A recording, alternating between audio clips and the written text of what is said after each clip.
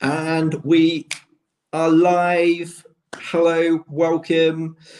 We're back for another Whisky Wednesday. Really good to be back. Really good to be back. I was away last week. You might have noticed the absence of Whisky Wednesday last week.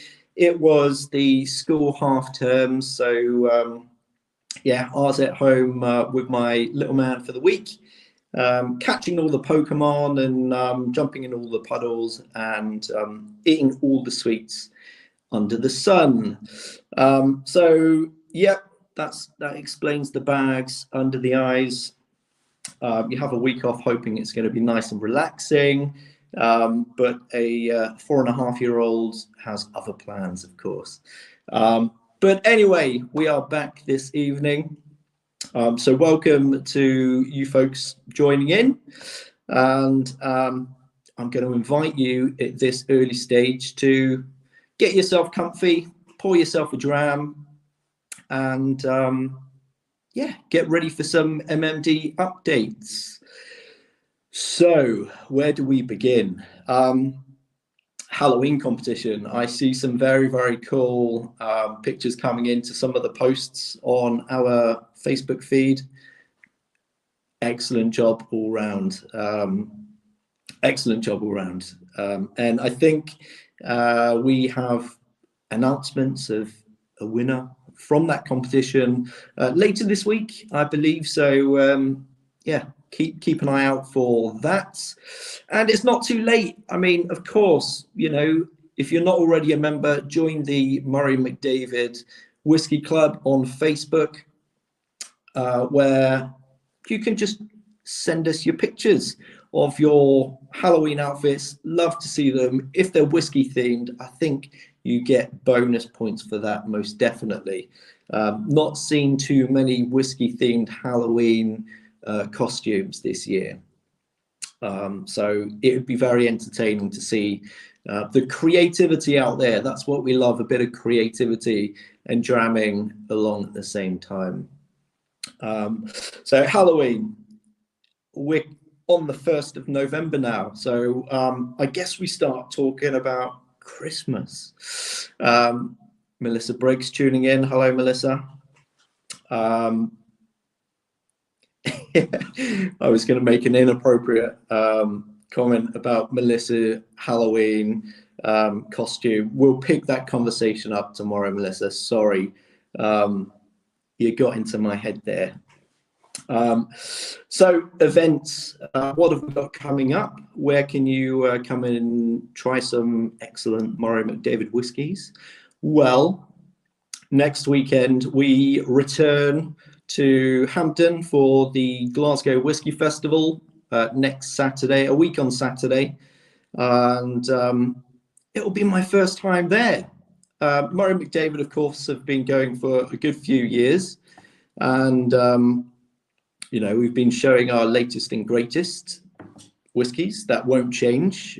We've got a very, very interesting new lineup, which I'll delve into a little bit more later on in the stream. But yeah, it's my first time to the festival. Historically, the calendar has always dictated that I'm somewhere else, another event. Very, very busy time of year for whiskey festivals in the lead up to Christmas, as you can imagine. So I'm really looking forward to pulling up the sleeves and jumping into the madness that is the Glasgow Whisky Festival. One of the certainly one of the biggest whiskey appreciation events in Scotland, if not the UK. And yes, we will be bringing along our UK exclusives, which some of you may already be familiar with. But what you won't be familiar with is a lineup of a brand new selection of our core releases. So brand new whiskies for the Mission Gold, the Benchmark, the Mystery Malt, the Select Grain, the Vatting, and the Crafted Blend. 17 new expressions to enjoy, 17 different spirits, not just single malt, remember. We also celebrate the lovely, lovely single grain whiskies, very important to the Murray McDavid family of whiskies. And of course, our small batch, carefully crafted, carefully curated blends, be that a blended malts in the vatting. We have a whiskey under the name of Coastal Embrace. This year, a brand new product to our portfolio, our backlog of whiskies. So I'm really looking forward to seeing how people engage with that product. And it's a real mouthful of a dram. Lots of, well, as the name suggests, coastal embrace. We've got single malts from distilleries from around the coastline of Scotland, matured in some very interesting casks. I've said enough on that product. I can feel myself going into that wormhole of oversharing, which I'm sure you're aware. I'm pretty good at that on occasions. The crafted blend as well, we feature again a brand new product called Rebels Reserve, and I'm not going to explain that in too much detail this evening, otherwise we're going to miss the start of the football tonight. Lots of football going on, so I'm sure some of you will be off to watch that. Vic Cameron, if the Cans are playing tonight, all the best for those guys. I hope they got the win the other week. But tonight I'll be rooting on Arsenal versus West Ham. So we shall see. Fingers crossed. Bit of silverware would be lovely. So yeah, in our new core releases for autumn 2023, 17 new expressions, 4 in the Mission Gold. We have 7 in the Benchmark series, 2 in the Mystery Malt, 2 in the Select Grain, and 1 apiece in the Vatting and the Crafted Blend. Really looking forward to showcasing these. Highlights for me, gosh, there's just an effortlessly brilliant Glenbergie from 1995. And this is a whiskey that I've decided to combine 2 cask finishes, Oloroso and Pedro Jimenez Sherry. 2 different lengths of finishing there, combined beautifully. One of my favorite Speyside malts, Glenbergie. As I've probably mentioned a few times on the Whisky Wednesday streams, I drive past it most days from where I'm beaming here at Dallas Dew House on the way over to Colburn. Good evening, Vic Cameron. You missed your little plug to the Cans. Again, I'll repeat, if they're playing tonight, all the best to the Cans. I hope they got the result a few weeks back when you were tuning in. So yeah, Glenbergie in the Mission Gold series. We bottled a Glenbergie a couple of years ago in the Mission Gold. Such an elegant style of spirit, buttery, creamy, fresh fruits, and with the 2 sherry styles that come together within that spirit, elegance, you know, it's tremendous. Now, if we have any whiskey drinkers in the UK streaming in or watching, then you might be familiar. Right at the start of the year, we bottled a Le Chic that had been, well, it's almost a secondary maturation, a very long finish within a French red wine cask. Caused quite a bit of a stir online. A lot of people were typing away, raving reviews for that.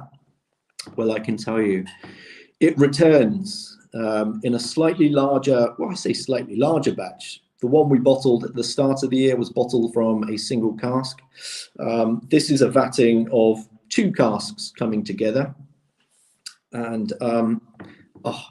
the age, the integration between that oily, fresh style of peat and that French red wine. To me, it's a combination that just works every time. Long integration, that's what we need, is long finishing with those peated malts in the wine casks. That's where the harmony comes in. No short finishing there, because that's when it can become a little bit disjointed on the palate. We want a nice balanced harmony. The 21-year Margaux. Yes, Andrew, that's the one. That's the one. If so, it was delicious. Didn't last long on my whiskey shelf. There we go. Andrew, here's your tenner. I'm going to virtually deposit that over to you. Thank you very much for that plug. Tremendous whiskey. And as I say, we've introduced it into our core range for the autumn 2023 release. Obviously, different cask selection there. So whilst the main character will be quite similar, there are definite differences in the presentation of flavor and character that runs through there. But two excellent drams. There are two others, but as I say, lips are sealed, otherwise we'll be here all evening. And Becca, who's in the background, she won't be thanking me for rambling on for an hour and a half. So yes, we move on to the benchmark. Some lovely single malts in the benchmark yet again. 7 single malts, 7 different cask finishes. And actually we have a couple of single malts that Murray McDavid have never bottled before. So I'm really interested to get those out there into tastings, bring them possibly along to the Glasgow Whisky Festival next weekend. We have the Altmore, 14 years of age.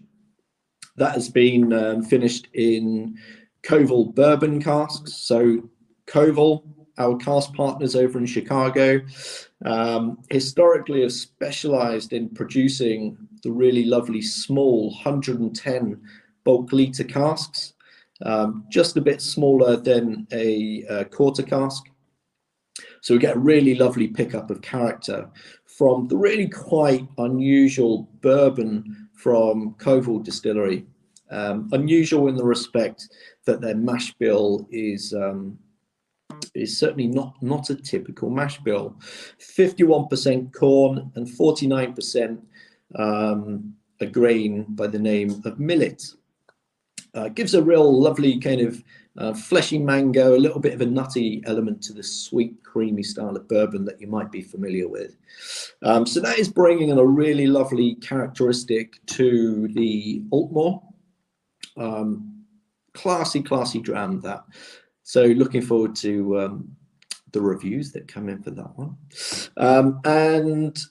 Yeah, as I say, we've never bottled it before, can you believe, in the near 30-year history of Murray McDavid. So I've certainly been following the journey of maturation of not just this Altmore, but other styles of Altmore that we have in other finishing casks within the warehouses over at Colburn, and our larger racked warehouses over at Brackler Distillery. And Dalmunich, one of the newer distilleries. Well, can I say that anymore? I guess they're a modern generation of Speyside distillers. And yeah, we've treated that to a lovely finish in first fill PX sherry casks from another cask partner, Jimenez Spinola, producing really luscious, sticky, rich, creamy, fruity, sweet style of Pedro Jimenez sherry. That just creates a lovely cloak of flavor onto that quite fresh, light style of Speyside spirit. So really looking forward to the debuts of those two single malts in the Murray McDavid stable.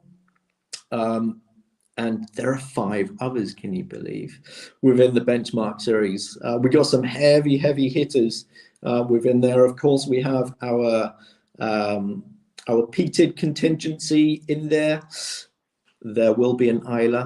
There will be a single malt from the Highlands with a really beautiful Pinot Noir wine finish. Whew, lovely. Andrew, yeah, tried a few Dalmunics recently, been superb. Okay, you're building up the pressure here. I'm going to be sweating. Yes, it's such a worthy and the much missed Imperial. Oh, now there's a spirit. Was lucky enough to get a few bottles 6-7 years ago. Really classy style of spirit, certainly as it reaches good maturity. And who knows, there might be some of those casks rolling into the Murray McDavid warehouses at Colburn early next year. We shall see. To be continued for another Whisky Wednesday. And of course, I can't not talk about our Select Grain series. The Girvan in our current release, which again, we are utilizing the beautiful Jimenez Spinola PX sherry casks with that previous batch of Girvan. Now, it's been such a joy to watch people engage with a category that, you know, they might not have really been willing to explore 3, 4, 5 years ago. Certainly with the age statement, because, you know, I'll say it till I'm blue in the face, but you know, people that are familiar with independent bottlers and what we do, people will be familiar with grain that is generally bottled 20, 25, 30, you know, those real great ages of, you know, reaching quality, maturity, and complexity within the maturation of the spirit.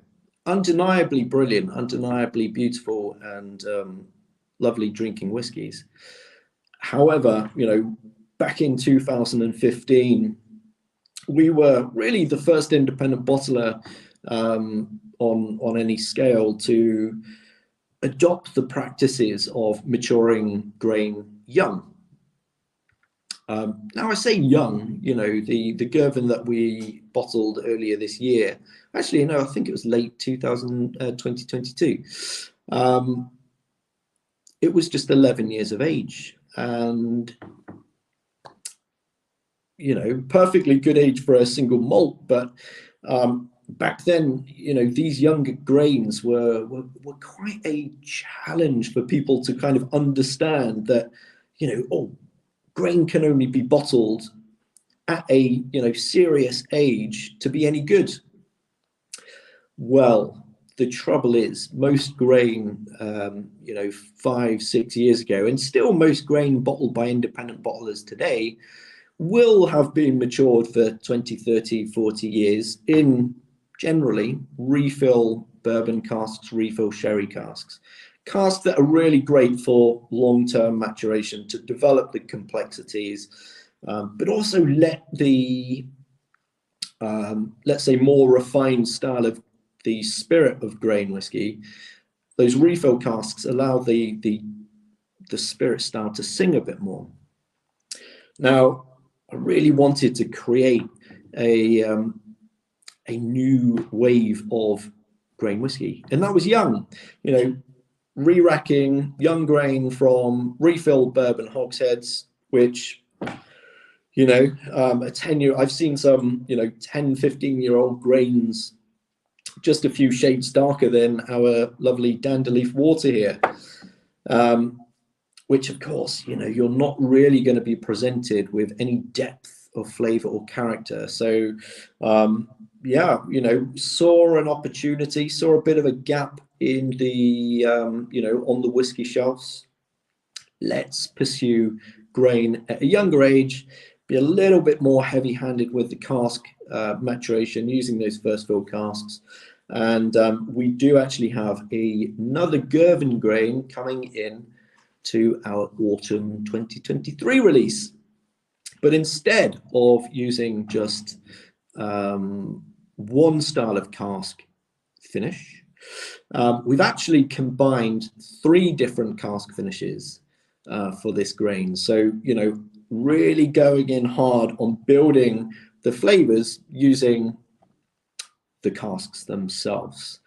I mean, that was a result on seeing feedback of really how people enjoyed the depths of a young grain of that 11-year-old Girvan in PX. You know, these casks are really bringing in quality depths of flavor, complexity, producing lovely drams. So I think what we're seeing is actually not a complete new dimension or a new wave of whiskey creation within Murray McDavid, but you'll certainly see it more often from our creations, not just relying on one style of cask finish, but actually how can we start to build flavor using multiple cask influences, whether that is let's say a Justinos Madeira wine cask. How is that going to pair with a quite extreme, but a PX sherry cask? You know, what's the relationship there, and how can we build to elevate a style of whiskey that is going to be different from other independent bottlers? Because to me, it's certainly become apparent that there are many more independent bottlers today really exploring the art of maturation and really, adopting the idea and appreciating the benefits that first fill casks can bring to a whiskey, and how these casks are making whiskies more and more unique and more interesting for you guys at home. So really exciting time, but this is my kind of next step that I'm looking to a new dimension, let's say, into our art of maturation program, building flavors by using multiple different cask styles, whilst of course still honoring the core distillery characters within the glass. That should never be forgotten. Of course, we can build all the flavor that we like, but we still want to taste that lovely Glenbergie spirit, or whether it is the Altmore spirit. That's of key importance. So, and that is the art of maturation, remember. So I've rambled on. That was a grain rant. That was, and I hope we do have some grain fans at home, and I hope to see some of you grain lovers at the Glasgow Whisky Festival next weekend. I should get a t-shirt made, Grain Appreciation Society. We'll work on it. We'll work on it, Becca. Anyways, after that rant, as I say, I have some of our splendid Dandelieth spring water. There's a sound effect. It's usually a cork popping off. But no, this we actually bottle this down at our bottling line, just down the road from Macallan Distillery.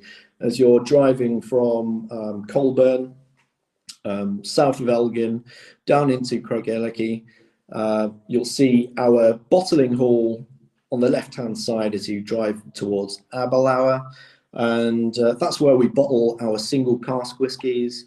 And also, it's where we bottle our lovely water. Not just great drinking water, but we use it for our dilution as well. Gentle, soft, light, easy drinking water. I haven't yet done a side-by-side comparison.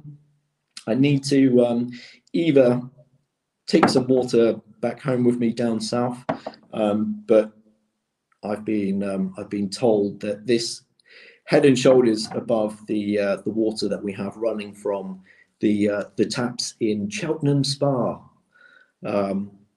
So we'll see. I'll save that for another Whisky Wednesday for another time. And it'll be curious to know if anybody is interested about the different water types that we use, or water types that are out there, because it's something that I'm starting to read up on a little bit more, and how, understand how we can use it a little bit more tactically. Oh, that's where I fall to the floor holding my neck. Oh, no, lovely. Anyways, I'm aware of the time, so you might just be able to see that's not me casting a Halloween spell. You might just be able to see the tops of the bottles. Sample bottles again.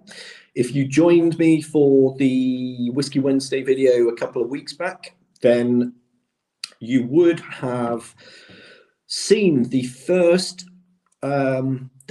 assessment of spirit from our recently purchased octave casks. Tiny. You thought the Koval casks were small at 110 litres.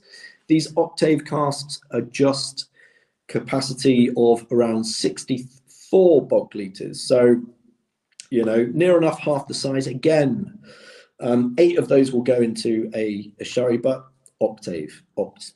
8 from sherry butt into an octave. Now we have 4 different styles of octaves.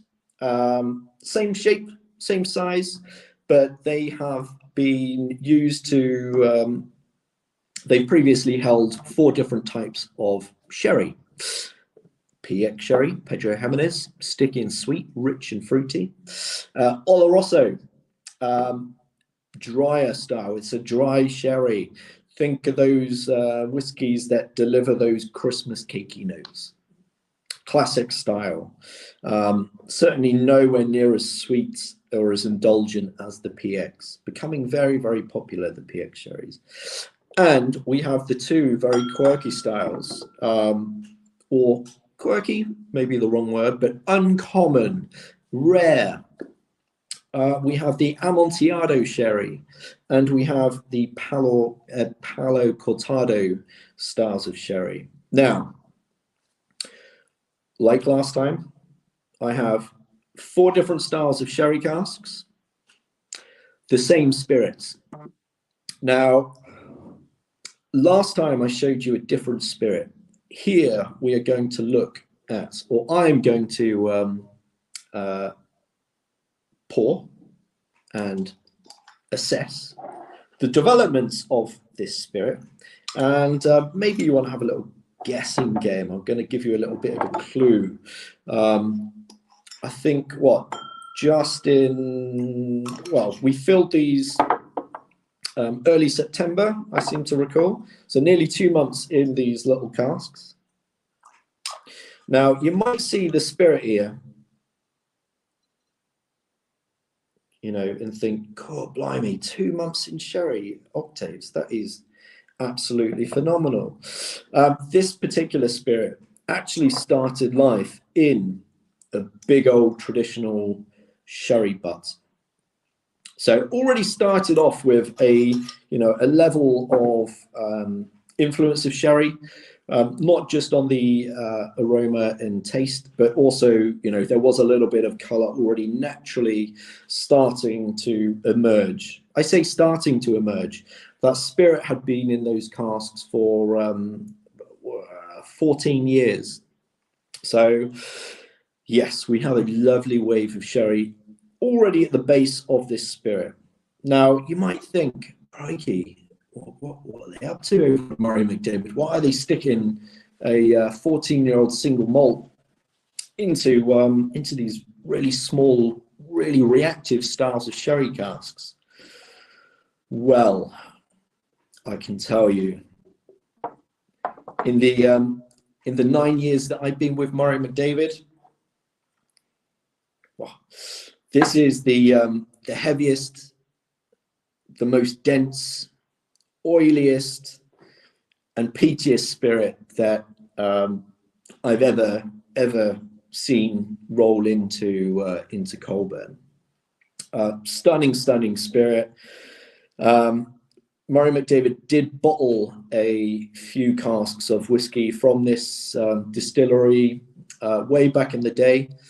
in the early iterations of Murray McDavid under the guidance of Mark Rainier, Jim McEwen, Simon Coughlin, and Gordon Wright, going way back. But in the modern era of Murray McDavid, since 2015, I've not seen any of this spirit roll into our warehouses. But we got a really lovely parcel earlier this year. It was like Christmas. It was like Christmas seeing these things roll in, popping the bung out of those sherry butts, and immediately a plume of peat almost emerged from these casks. Really, really amazing. So, of course, I am talking about an Islay malt, South Coast. We're a little bit cold. I've literally drew these at about 4:30 from Colburn, Warehouse 1, this afternoon. So they are still a little bit cold. And I should mention the temperature up here. I flew up yesterday, I think it was. Yesterday I flew up. Sorry, my mind must be the jet lag flying up from Bristol.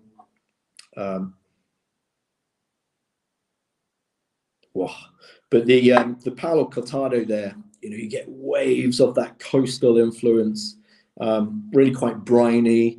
You get the original underbelly of that sherry, but that tarry, peaty style of spirit really jumping from the glass there. But still, that's going to be, I think we're late 50% in alcohol. And, yes, it's a little bit cold, so it isn't massively jumping out of the glass in terms of the alcohol content. But the complexity in there's a real biscuity kind of peanutty element to it as well. Really lovely. Palo Cortado from the south coast of Islay. Oh, sorry, the sherry isn't, of course, from the south coast of Ireland, but the malt most definitely is. And this is the Amontillado, a bit lighter. Ooh, bit of a funky note in there, that's for sure.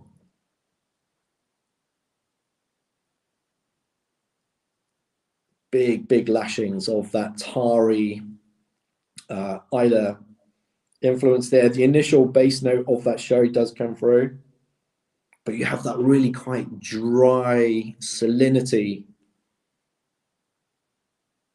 God, there's something in there that I can't quite communicate.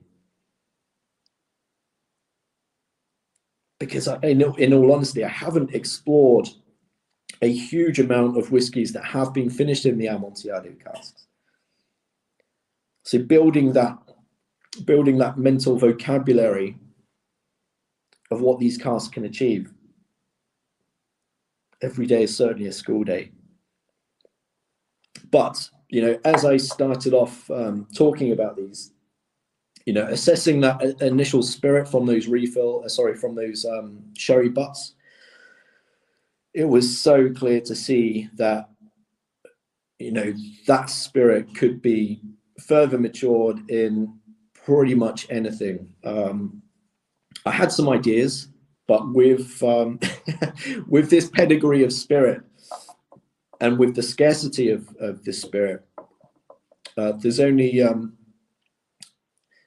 so many ideas that we can pursue, and there's only so many weird looks that I can receive from the rest of the team. You want to do what with this? Now we get a bit more classic with the Oloroso. Bit of a clue. Think Ukadal. One of my favorite drams that is constantly available out there. Bit more of a dryness actually in there. So we'll see how that progresses. And actually, I mean, nosing it after the Amontillado, certainly some waves of sweetness. And then the PX, of course. Oh, Lord. Yeah. Oh, gosh. you get those kind of, there's almost a dark chocolatey note that's coming along with that tarry, oily style of heavily peated malt. Now, these 4 octaves, bit of a spoiler alert, but as I mentioned back earlier in the stream, Murray McDavid turns 30 next year. It's our 30th anniversary, so we are lining up a tranche of special releases. Say that 10 times, good Lord. We're lining up a lot of new releases for Murray McDavid next year. A lot of limited edition releases that almost kind of give a bit of a salute to the pastimes of Murray McDavid, but also, you know, marking a bit of a new era within the brand. And these octaves, the octave series, is going to be a real new addition to the Murray McDavid offering, because, you know, we just haven't looked or pursued, I should say, we haven't pursued octave maturation for our core releases, certainly, you know, since 2015. So these small casks, we're monitoring the spirit every month, and we're starting to see some interesting progressions. After 2 months, we are starting to see them channel off into their very own identities. And for, oh Lord, yeah, there's that kind of, yeah, real briny dryness within that Amontillado, which is so interesting to me. Maybe because, as I say, I haven't really delved too much into the world of Amontillado whiskies, but really curious to see how that develops. And so, yes, I digress. Next year, these will be released potentially for the Islay Whisky Festival, which follows the Spirit of Speyside Festival, which the team are just turning their attentions to, thinking about any new events that we can host. So if you've got any ideas at home, we'd love to know. Drop any ideas in the the Murray McDavid Facebook page. And any events that do come through, you'll get free tickets. We might even give you an octet. No, we won't quite go there. I'll get myself into trouble again. But no, we'd love to hear your ideas. And if anybody came to, any of you did join us for any of the whiskey events at the Spirit of Speyside Festival last year, let us know in that Facebook group. We'd love to hear your thoughts. And if you've got any pictures, we'd absolutely love to see and reminisce about the delights of Spirit of Speyside 2023. You might just about make out some grey hairs from that. Awesome festival. So, ladies and gents, I'm aware of the time. We're on 38 minutes, and I will invite you, if anybody at home has any questions to ask this evening. I think we did actually have a question in the group prior to going live, and that was from our friend Andre Schack, who asked actually about the Covals. Now, very, very cunningly and eagle-eyed, Andre pointed out the fact that Coval Distillery have, over the years, started life just filling spirit into these small 110-litre casks, which we have been the exclusive importer of those casks for quite some time, and we've been, releasing lots of lovely whiskies within our core ranges from those casks. Wonderful. And as of maybe 2019, possibly, we first got the announcement that they were also introducing the largest size casks, the traditional 200-litre size barrels. And Andre's question was, what's the effect there? How is that going to affect our whiskey creations and our strategies for maturing spirit? quite simple, really. It's all to do, which I'm sure a lot of you are familiar with, spirit, ratio, oak, influence. So smaller the cask, like these octaves, you know, we're generally going to keep some of these, although I know this spirit could go a long time in these octaves. So lighter spirits won't go as long.